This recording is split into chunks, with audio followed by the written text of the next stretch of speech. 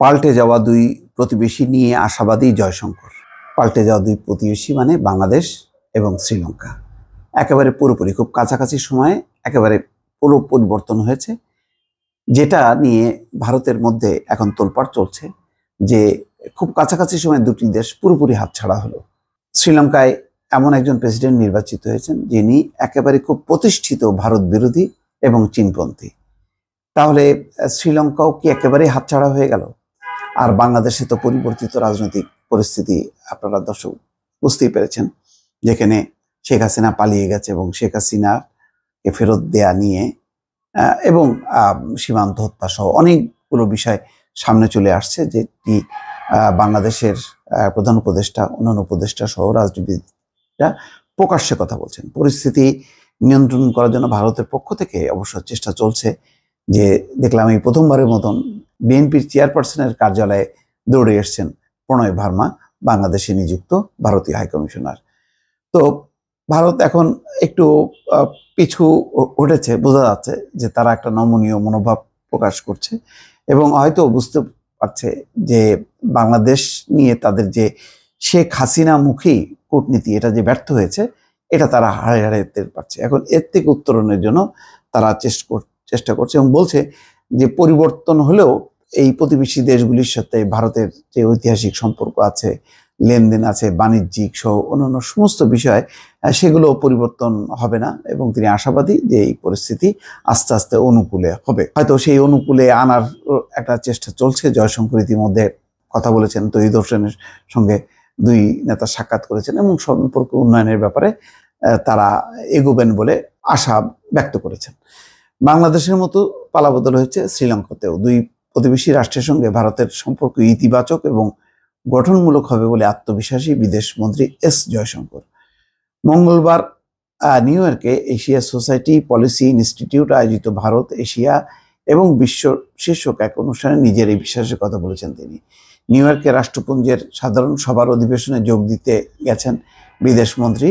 সেখানেই ভারতের সঙ্গে প্রতিবেশী দেশগুলোর সম্পর্ক নিয়ে সরব হয়েছেন জয়শঙ্কর।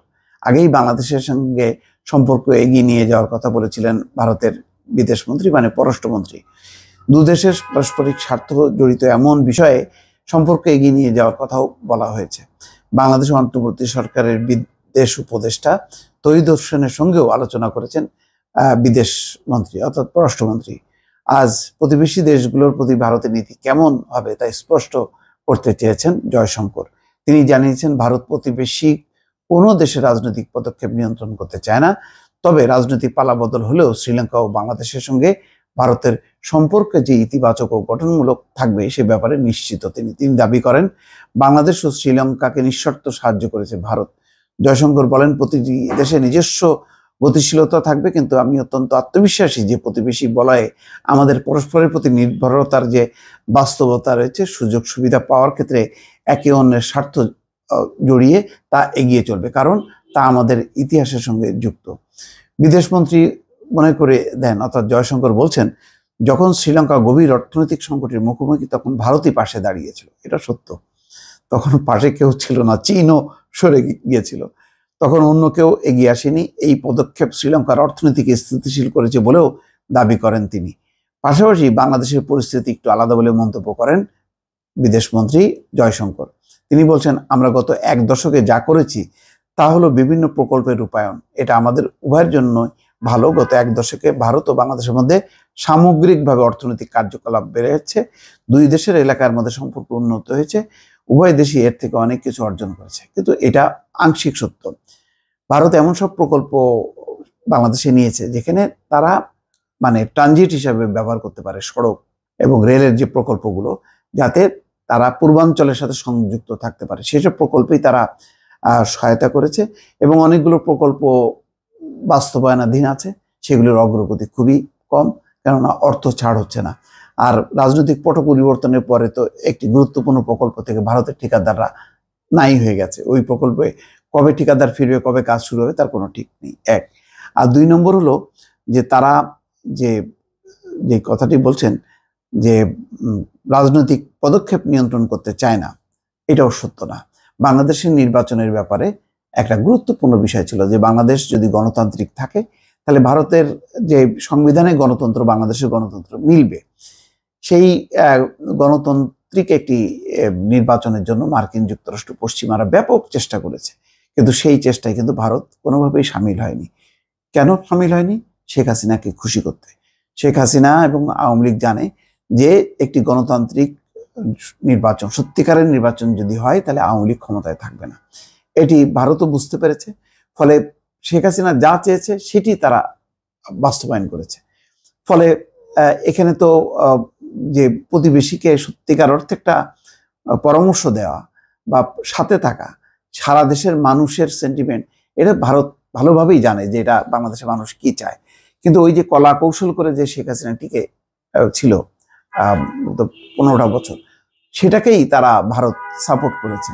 ভারতের কারণেই শেষ পর্যন্ত মার্কিন যুক্তরাষ্ট্র পিছিয়ে আসে, অর্থাৎ নির্বাচনের যেই বাস্তবায়ন, সবার অংশগ্রহণে সেটি করতে পারেনি। এমনকি ভিসা নীতিও ঘোষণা করেছিল, কিন্তু ভারত শেষ পর্যায়ে এসে নিবৃত্ত করে যুক্তরাষ্ট্রকে। এটা মোটামুটি ওপেন, এটা ভারতের কূটনীতিকরা খুব নির্বাচনের পর এটা গর্ব ভরে তারা সেটা প্রকাশও করেছে। মিনা সিকরি বলেছে, অন্যরাও বলেছে। তো এখানে যে কথাটি বলছেন যে নিয়ন্ত্রণ করতে চায় না, নিয়ন্ত্রণ অবশ্যই করেছে। এইভাবেই তো নিয়ন্ত্রণ করা যায়। একটা অসৎ অন্যায় পদক্ষেপ, সেটাকে সাপোর্ট করা মানে হচ্ছে এক ধরনের নিয়ন্ত্রণ করা। এর আগের ইতিহাসও যদি দেখা যায় যে আওয়ামী লীগ এই নির্বাচনে, একতরফা নির্বাচনে জাতীয় পার্টিকে আনার জন্য ভারতের যেই সুষমা স্বরাজ, সম্ভবত আমি ঠিক নামটা বোধহয় গোলমাল হলো, পররাষ্ট্র সচিব ছিলেন, তিনি নিজে এরশাদের সঙ্গে কথা বলেছেন। একবারও তো ভারত এই সমস্তগুলির ব্যাপারে সমালোচনা করেনি যে তাদের এই সমস্ত কর্মকাণ্ড ভালো ছিল না বা ঠিক ছিল না। তারা খুব জেনে শুনে শেখ হাসিনাকে প্রতিষ্ঠিত করে তার যত আঞ্চলিক নিরাপত্তা, বাণিজ্যিক সুবিধা, সেগুলো অর্জন করার চেষ্টা করেছে। ফলে আজকে যদি হুট করে বলে যে না, ভারত তো প্রতিবেশীদের ব্যাপারে হস্তক্ষেপ করে না, তারা নিউট্রাল, প্রতিটা দেশ তার মতন করে চলবে, এই বক্তব্য আসলে সঠিক না। দর্শক ভালো থাকবেন, আল্লাহ হাফেজ।